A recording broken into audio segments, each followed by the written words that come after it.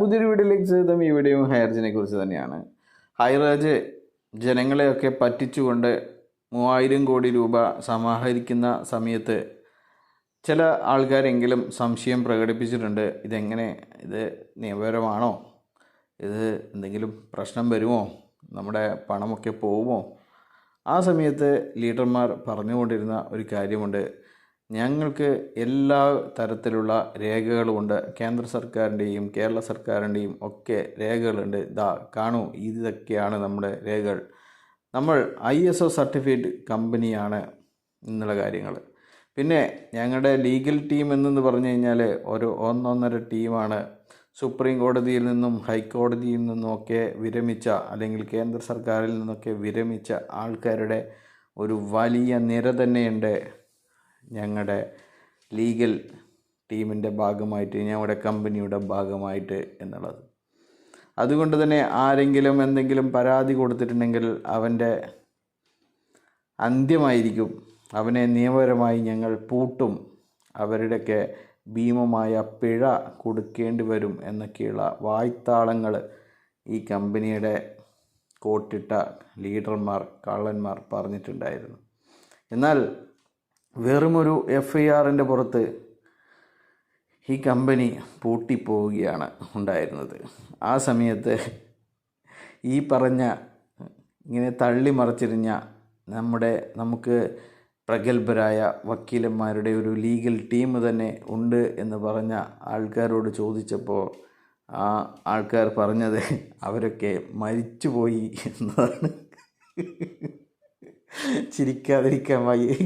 ചിരിക്കാതിരിക്കാൻ പറ്റുന്നില്ല, അതുകൊണ്ട് ചിരി വന്നതാണ്. അല്ലാതെ ഇത് നിങ്ങളെ ആക്കിക്കൊണ്ടുള്ള ചിരിയൊന്നുമല്ല. അപ്പോൾ ഇതൊക്കെ നിങ്ങൾക്കും ചിരി വന്ന് കാണും. ഇത്തരം ഒരു കളവ് എങ്ങനെയാണ് നിങ്ങളെയൊക്കെ പറഞ്ഞ് പറ്റിച്ചിരിക്കുന്നത് എന്ന് നിങ്ങളിപ്പോൾ മനസ്സിലായോ? അപ്പോൾ ഒരു തരത്തിലുള്ള വക്കീലന്മാരും ഉണ്ടായിരുന്നില്ല എന്നുള്ളതാണ്.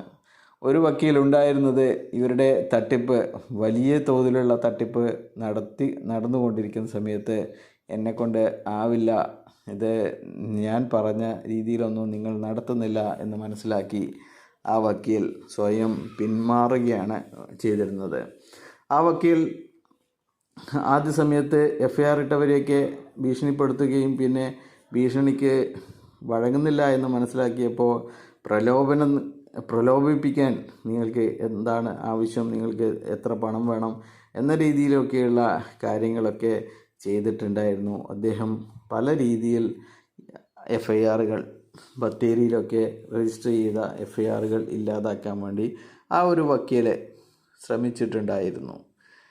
പിന്നെ ആ വക്കീലിനെ വിളിച്ചപ്പോൾ ആ വക്കീലാണ് പറഞ്ഞത്, ഞാനിപ്പോൾ ആ കമ്പനിയുടെ ഭാഗമല്ല എന്നുള്ളത്. അപ്പോൾ ഇവരുടെ പെരുന്തട്ടിപ്പ് കണ്ട് സഹിക്കാൻ വയ്യാതെ അത്തരത്തിലുള്ള ആളുകൾ പോലും നന്മയുടെ പക്ഷത്ത്, അല്ലെങ്കിൽ ഇത് ഭാവിയിൽ പ്രശ്നമാകും എന്ന് മനസ്സിലാക്കി അവർ പിന്മാറുന്ന കാര്യമാണ് കണ്ടത്. അതുകൊണ്ടാണ് 2023 നവംബർ 21 കേസ് ഫയൽ ചെയ്തിട്ടും, അല്ലെങ്കിൽ FIR അല്ല, നമ്മുടെ കോമ്പറ്റൻ്റ് അതോറിറ്റി നടപടിയെടുത്തിട്ടും അതിനെതിരെ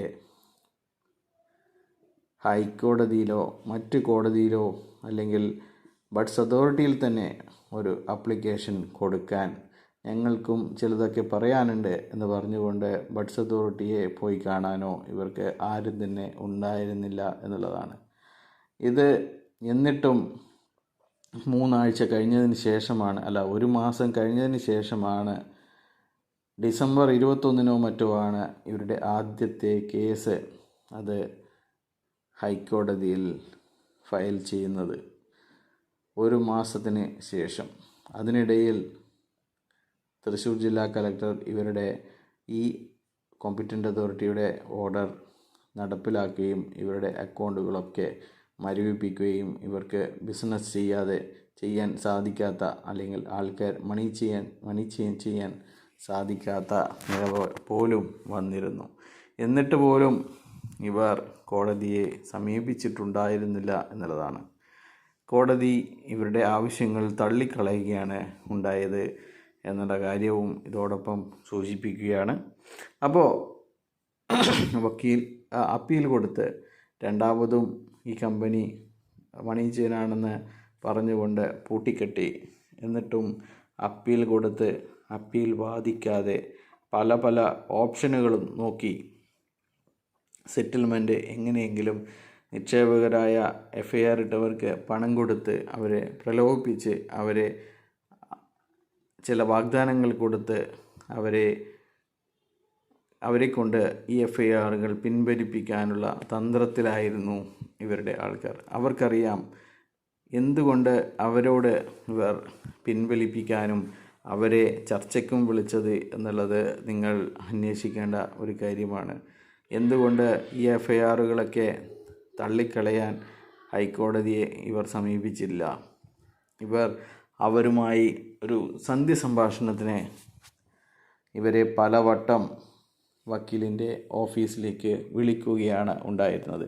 അപ്പോൾ അതിൻ്റെയൊക്കെ അർത്ഥമെന്ന് പറയുന്നത് വാദിച്ചാൽ ജയിക്കാൻ സാധിക്കാത്ത ഒരു കേസാണ് ഹൈറിച്ചിൻ്റെ മണി ചെയിൻ എന്നുള്ളതാണ്. അതുകൊണ്ട് തന്നെയാണ് നൂറുകണക്കിന് കോടികളുണ്ടാക്കിയ ലീഡർമാരെല്ലാം തന്നെ ഈ കമ്പനി തിരിച്ചു വരില്ല എന്ന് അറിഞ്ഞുകൊണ്ട് കമ്പനി തന്നെ വിട്ട് മറ്റ് ബിസിനസ്സുകൾ, മണി ചെയിനുകൾ, മറ്റ് തട്ടിപ്പുകളുമായി മുന്നോട്ട് പോകുന്നത്. അവരൊക്കെ തന്നെ ഹൈറിച്ച് പാടെ ഉപേക്ഷിച്ചവരാണ്. ഇപ്പോൾ നിലനിൽക്കുന്നത് പെട്ടുപോയ ചില ലീഡർമാരും കേസ് കൊടുക്കാൻ പോലും കഴിവില്ലാത്ത കുറച്ച് നിക്ഷേപകരും മാത്രമാണ്. അവർ കേസ് കൊടുത്തു കഴിഞ്ഞാൽ കുടുംബക്കാർക്കെതിരെയോ സുഹൃത്തുക്കൾക്കെതിരെയോ കൊടുക്കേണ്ടി വരും എന്നുള്ളതാണ്. അവർ ഈ ഹൈറിച്ച് എന്ന് പറയുന്ന മണി ചെയിനിൽ ഇത്ര ലക്ഷങ്ങൾ ഇട്ടിട്ടുണ്ട്, ഇത്ര കോടികൾ ഇട്ടിട്ടുണ്ട് എന്നുള്ളത് പുറത്തു വന്നാൽ നാണക്കേടാണ് എന്ന് മനസ്സിലാക്കിയ ആൾക്കാരാണ്. ചില ആൾക്കാരൊക്കെ 2.5 കോടികളൊക്കെ ഈ കമ്പനിയിൽ നിക്ഷേപിച്ചിട്ടുണ്ട് എന്നുള്ളതാണ്. അവർക്ക് ലക്ഷങ്ങൾ ആഴ്ചയ്ക്ക് പൂളിംഗം പ്രതീക്ഷിച്ചുകൊണ്ടാണ് അവർ ഇത്തരത്തിലുള്ള കോടികൾ ഈ കമ്പനിയിൽ നിക്ഷേപിച്ചിട്ടുള്ളത്. നിക്ഷേപം സ്വീകരിക്കാൻ പോലും അനുമതിയില്ലാത്ത ഒരു കമ്പനിയിൽ കോടികൾ നിക്ഷേപിച്ചവരാണ് അവർ. അവർക്ക് ശ്രീനാഥ് പ്രതാപൻ പറഞ്ഞതുപോലെ അത്യാഗ്രഹം തന്നെയാണ് എന്നാണ് എൻ്റെ അഭിപ്രായം. നിങ്ങൾക്ക് എങ്ങനെയാണ് തോന്നുന്നത്? ഒന്നുമില്ലാത്ത വീട്ടമ്മമാർ ചിലപ്പോൾ 10,000 50,000 രൂപയോ ഒരു ചെറിയൊരു ആശ്വാസം എന്ന രീതിയിൽ കടം വാങ്ങിയോ മാല പണയം വെച്ചോ നിക്ഷേപിച്ചിട്ടുണ്ടാവും. അത് അവർക്ക് എന്തെങ്കിലും ഒരു സഹായകം, വേറെ വരുമാനമില്ലാത്തവർക്ക് എന്തെങ്കിലും ഒരു സഹായകമാവും എന്ന് കരുതി ഇട്ടതായിരിക്കാം. എന്നാൽ സ്വത്ത് വിറ്റിട്ടും മറ്റ് നിക്ഷേപവും ജീവിതകാലം മുഴുവൻ ഉണ്ടാക്കിയ നിക്ഷേപവും അത് കോടിക്കണക്കിന് രൂപ ഈ കമ്പനിയിൽ നിക്ഷേപിച്ച് അതിൽ നിന്ന് അതിൻ്റെ 5 ഇരട്ടിയും 10 ഇരട്ടിയും പ്രതീക്ഷിച്ചവർ അത്യാഗ്രഹികൾ തന്നെയാണ്.